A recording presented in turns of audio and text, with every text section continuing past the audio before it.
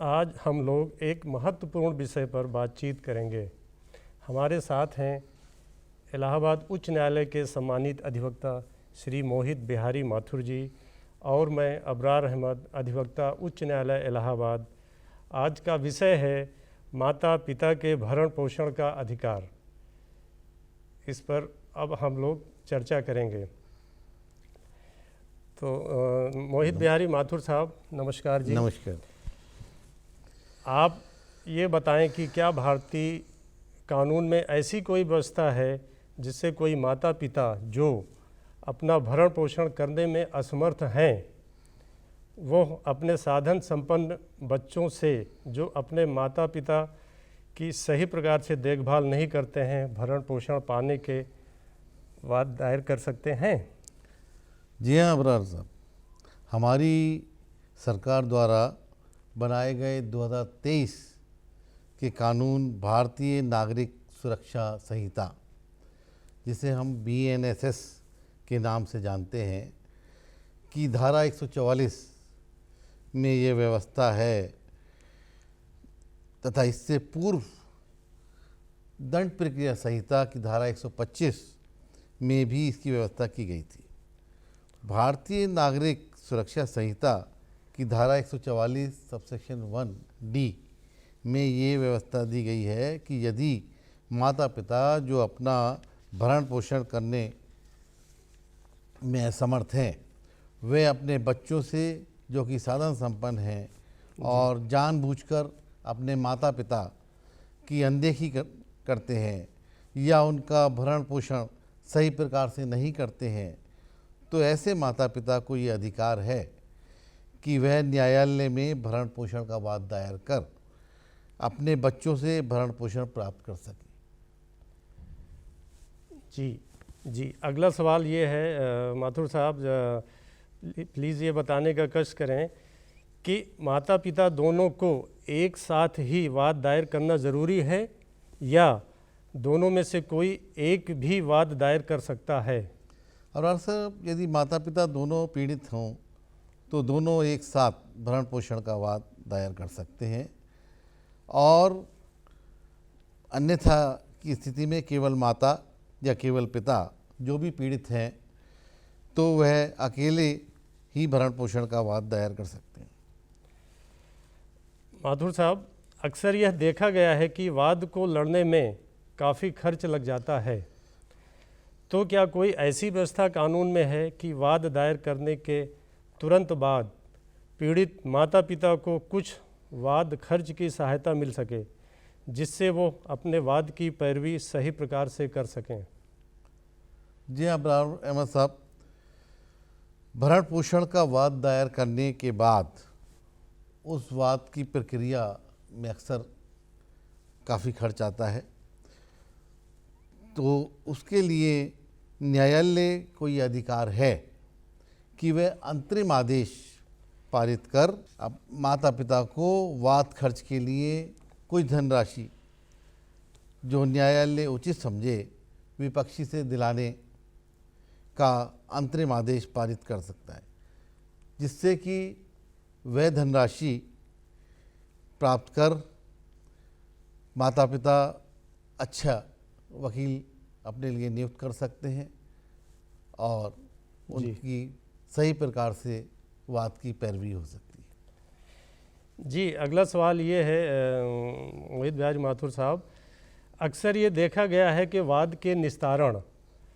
में अक्सर किसी न किसी वजह से काफ़ी समय लग जाता है, तो क्या कोई ऐसी व्यवस्था है भी कानून में है कि वाद दायर करने के तुरंत बाद ही भरण पोषण के लिए कुछ सहायता मिल सके? हाँ अबरार अहमद साहब, वाद दायर करने के बाद अक्सर अदालतों में कभी हड़ताल, कभी कुछ जी कारण से, किसी न किसी कारण से ये देखा गया है कि वाद के निस्तारण में काफ़ी समय लग जाता है। इसके लिए न्यायालय को ये अधिकार प्राप्त है कि वह अंतरिम भरण पोषण के रूप में पीड़ित माता पिता को प्रति माह भरण पोषण की धनराशि दिलाने के लिए विपक्षी को आदेश दे सकता है जिससे कि वह जब तक वाद का निस्तारण नहीं हो जाता जी जी। तब तक अपना भरण पोषण कर सके। अगला सवाल है माथुर साहब, ये बताएं कि अंतरिम भरण पोषण जो इंटरिम मेंटेनेंस है, अंतरिम भरण पोषण के या वाद खर्च दिलाने का आदेश न्यायालय को कितने दिन के अंदर कर देना चाहिए ताकि पीड़ित माता पिता सही प्रकार से अपना भरण पोषण कर सकें और वाद की पैरवी सही ढंग से हो सके?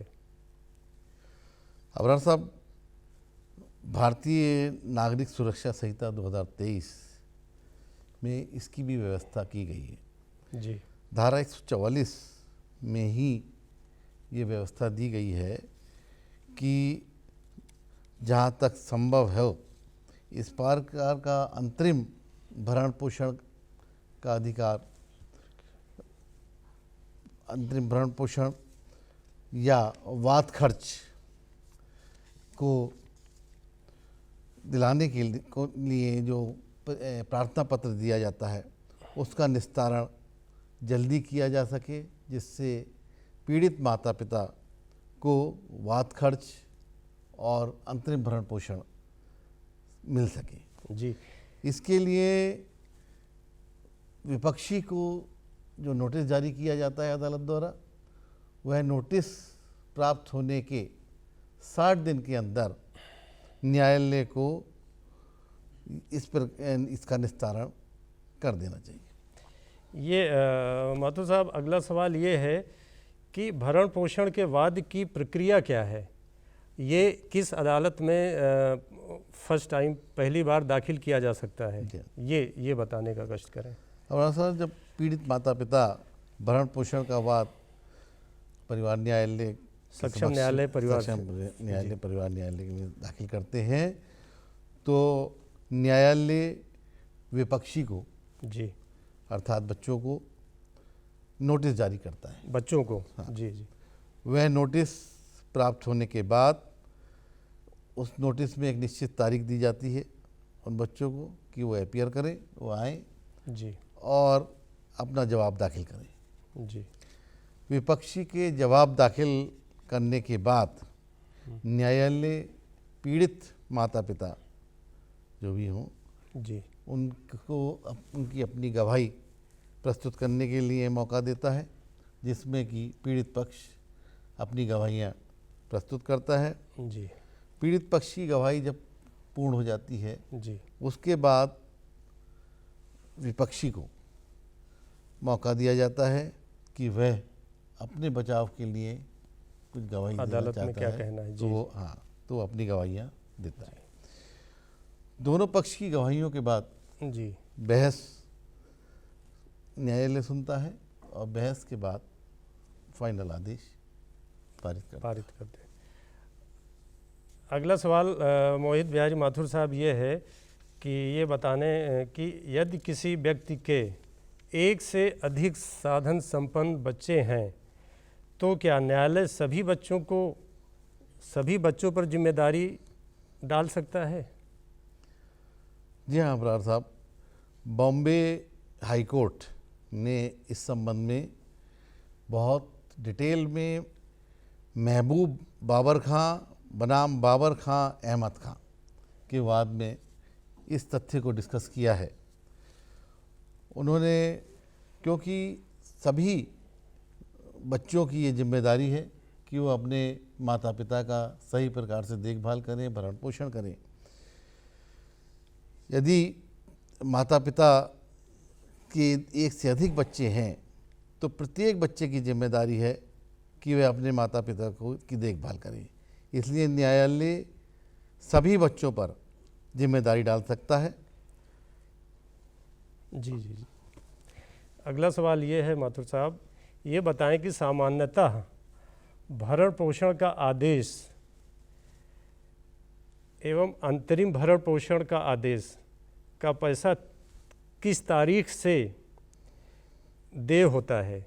मतलब कि जिस दिन वाद दायर किया जाता है उस दिन से या जिस दिन माननीय न्यायालय का फैसला आता है उस दिन से? तो किस दिन से देयता शुरू होती है? अबरार साहब, ये आपने काफ़ी अच्छा प्रश्न किया है, क्योंकि इस तथ्य पे काफ़ी कन्फ्यूज़न रहता है। सामान्यतः कानून ये कहता है कि जिस दिन से भरण पोषण का आदेश जिस तिथि को पारित किया जाता है, उस तिथि से पैसा दिया जाना चाहिए। परंतु कुछ परिस्थितियों में यदि न्यायालय को ये लगता है कि जानबूझकर मुकदमे को लंबा खींचा गया, लिंगर ऑन किया गया और विपक्षी जानबूझकर कुछ इस तरीके की परिस्थितियां उत्पन्न करता रहा, तो वह उन सब कारणों को लिखते हुए अदालत को ये इख्तियार है कि वह प्रार्थना पत्र की तिथि से जो है पैसा दिलाने के लिए आदेश कर दे।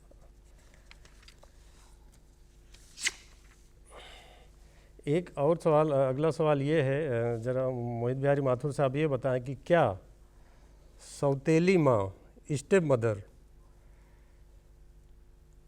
सगी माँ की तरह बच्चों से भरण पोषण का अधिकार रखती है? अबरार साहब, ये विषय माननीय केरल उच्च न्यायालय ने सुशीला बनाम दिलीप कुमार के बाद में बहुत डिटेल में डिस्कस किया। उनका ये मानना है कि सौतेली माँ जिसकी अपनी कोई औलाद नहीं ना हो, जिनकी सौतेली माँ जिनकी अपनी औलाद नहीं है, वह सौतेली माँ भी अभिभावक की परिभाषा में आएंगी। सेक्शन 144 की डिफिनेशन में एज ए गार्जियन। जी जी, जब वो अभिभावक की परिभाषा में आएंगी जी, तो वह अपने सौतेली बच्चे से भी भरण पोषण प्राप्त कर सकती हैं। जी, परंतु इसके विपरीत यदि उस सौतेली माँ का कोई अपना बच्चा है जी, तो उसको उन्होंने कहा है कि वह अभिभावक की परिभाषा में नहीं आएगी, और अगर वह अभिभावक की परिभाषा में नहीं आएगी तो उनको भरण पोषण प्राप्त करने का अधिकार नहीं अपने सौतेले बच्चे से नहीं। माथुर साहब, एक और बहुत अहम सवाल ये है कि निचली अदालत से जहाँ पर अवार्ड हो गया है, तो एग्रीव्ड पर्सन, जो भी प्रभावित व्यक्ति है, क्या इस ऑर्डर को आगे किसी भी अदालत में या माननीय उच्च न्यायालय में रिवीजन वगैरह में जा सकता है? जी हाँ, इस न्यायालय से प्रभावित व्यक्ति पक्ष, चाहे उसको भरण पोषण का प्राप्त करने का आदेश हो गया है या भरण पोषण देने से अदालत ने इनकार कर दिया है, तो दोनों में से कोई भी पक्ष, मतलब दोनों में से जो भी पक्ष चाहे, हाँ, वह इसका रिवीजन दायर कर सकता है। इसका रिवीजन दायर करने का एक अधिकार माननीय उच्च न्यायालय को है, और माननीय उच्च न्यायालय उस रिवीजन को सुनकर उस पर उचित आदेश कर सकता है, उचित आदेश दे सकता है। पिछली निचली अदालत में जो भी आदेश भरण पोषण का हुआ है, अगर वो माता पिता के पक्ष में हुआ है, तो उनको अगर ये लगता है कि ये अमाउंट बहुत कम है, तो क्या वो इस अमाउंट को बढ़ाने के लिए अगली अदालत में जा सकती हैं? और क्या मतलब अदालत का ये अख्तियार है कि उसको वो बढ़ा सकते हैं? इस पर ज़रा कुछ बताएं थोड़ा डिटेल में हमारे दर्शकों को। जी हाँ अबरार अहमद साहब, जो आदेश निचली अदालत पारित करती है, उस आदेश में अगर पीड़ित पक्ष को ये महसूस होता है कि उसको कम भरण पोषण कम है, किया गया है जी, और विपक्षी की इनकम, इसका रहने का स्टैंडर्ड बेटर है और अदालत को ज़्यादा देना चाहिए, तो वह उस आदेश के विरुद्ध जी जब निगरानी दाखिल करेगा माननीय उच्च न्यायालय में, तो माननीय उच्च न्यायालय उस चीज़ को सुनकर, उनकी गवाहियों को, उनकी जो एविडेंसेस आई हैं, उन सबको देखने के बाद ये आदेश कर सकती है कि उस अमाउंट को बढ़ा दिया जाए। और इसी प्रकार से अगर विपक्षी ऊपर निगरानी के लिए में आता है और ये कहते हैं कि जो भरण पोषण का ऑर्डर किया गया है जी, वो बहुत अधिक है, बहुत अधिक है। उसको कम किया जाए, जी, तो भी माननीय उच्च न्यायालय को और निगरानी अदालत को ये इख्तियार है जी, कि वो समस्त तथ्यों को देखते हुए उस भरण पोषण को कम कर सके। मतलब यानी कि हाँ, जी, इस ऑर्डर के अगेंस्ट जी। के खिलाफ दोनों पक्ष जो भी एग्रीव्ड पर्सन हो वो माननीय उच्च न्यायालय में जा सकता है। जी हाँ, जी, जी, भरण पोषण के आदेश के विरुद्ध दोनों में से कोई पक्ष जो एग्रीव्ड महसूस करता है वो निगरानी अदालत में निगरानी दायर कर सकता है। जी, निगरानी दायर करने का जो समय है वो 60 दिन के अंदर 60 दिन, आदेश 60 डेज। कर देना चाहिए। और इसका मतलब कि विद इन टाइम अगर 60 दिन के अंदर दाखिल हुआ तो ठीक है, अदरवाइज अदरवाइज लिमिटेशन एक्ट इस पर लागू होता है। जी हाँ, जी हाँ, अगर निगरानी समय से दाखिल नहीं की जाती है तो लिमिटेशन सेक्शन 5 और लिमिटेशन एक्ट के साथ की दरखास्त के साथ माननीय न्यायालय जिसमें निगरानी दाखिल करी गई है वो अलाउ कर सकती है। एक चीज़ और ये अभी भी जस्ट हमारे दिमाग में ये बात आई है, हम दर्शकों को ये बताना मतलब चाहेंगे आपके द्वारा कि क्या जब निचली अदालत में केस दाखिल होता है तो क्या उस वक्त अदालत में जब भी तारीख लगती है क्या पार्टीज़ को जाना ज़रूरी होता है कि उनके वकील साहब ही पूरा इस पर थोड़ा सा हमारे दर्शकों को ज़रा बताने का वो करें। जी हाँ, जी, सामान्यतः वहाँ पे निचली अदालत में जहाँ ट्रायल है, क्योंकि वहाँ पे एविडेंसेस होनी है इसलिए जाना चाहिए। अगर किसी कारण वो खुद नहीं जा पा रहे हैं जी, तो बजरीय वकील जी, वो वहाँ दरखास्त लगा करके और मुकदमे की कार्रवाई आगे बढ़ सकती है। नहीं, जैसे कि बुज़ुर्ग माता पिता होते हैं, ये इस वाद में जो भी माता पिता आते हैं वो सामान्यतः बुज़ुर्ग होते हैं, तो ऐसी दशा में क्या वो वहाँ पर जाने के लिए एग्जेम्प्टेड हैं?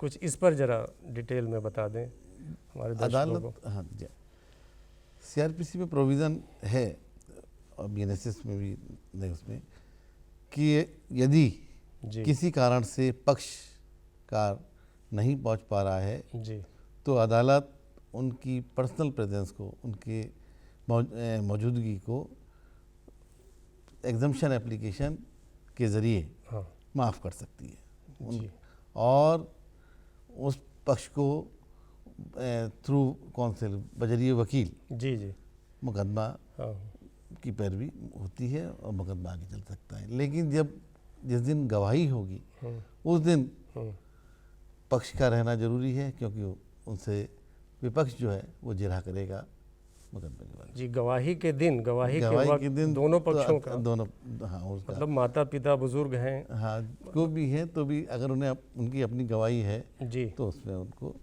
रहना पड़ेगा ताकि अपोजिट काउंसिल विपक्षी पार्टी जी, जिरह करके जी, कर सके। जी, उनका जिरह का अधिकार समाप्त नहीं किया जा सकता, ये उनका राइट है। ये उनका जी, राइट है। एक और थोड़ा सा जो एक क्वेश्चन मैंने पहले किया था कि क्या सौतेली माँ सगी माँ की तरह बच्चों से भरण पोषण का अधिकार रखती है? तो आपने बताया कि अगर उसके खुद की औलाद नहीं है, खुद के बच्चे नहीं हैं, तो वो भरण पोषण पाने का अधिकारी है। तो इस पर थोड़ा सा और हमारे दर्शकों को थोड़ा सा डिटेल में जी, बहुत सी परिस्थितियों में देखा जाता है कि किसी व्यक्ति की एक से अधिक पत्नी, हाँ, मान लिया पहली पत्नी थी उनसे औलादें थी, ठीक, उसके बाद किसी वजह से वो ख़त्म हो जाती हैं इन लोगों में, तो सेकंड मैरिज हो जाता है, तो वो दूसरी जो पत्नी होगी जी, फादर की जी, वो सौतेली माँ की कैटेगरी में आएंगे जी। अब अगर उस सौतेली माँ जी को भी कोई औलाद हो जाती है, हाँ, तो कानून ने उसको अभिभावक यानी कि मतलब सेक्शन 144 माता पिता जी का जो अभिभावक शब्द है हाँ उसके अंतर्गत उसकी परिभाषा में नहीं रखा। हाँ, यदि मतलब उससे औलाद हो जाए। कि भारतीय नागरिक सुरक्षा संहिता सेक्शन 144 1D हाँ के तहत वो हाँ, अभिभावक वो की अभिभावक की परिभाषा में नहीं है, में नहीं आएंगे। नहीं आएगी। और यदि उसकी कोई औलाद नहीं है हाँ। अपनी, तो वो सौतेली औलाद जो है उसके लिए वो अभिभावक है। सौतेली औलाद के लिए वो वो माँ, अभिभावक सेकंड मदर, जी, स्टेप सेकंड- मदर भी स्टेप मदर अभिभावक है। जी जी जी और जब वो अभिभावक की परिभाषा में आएगी जी तो उसको पूर्णतः इख्तियार होगा कि वो भरण पोषण वो भरण पोषण पाने की पाए।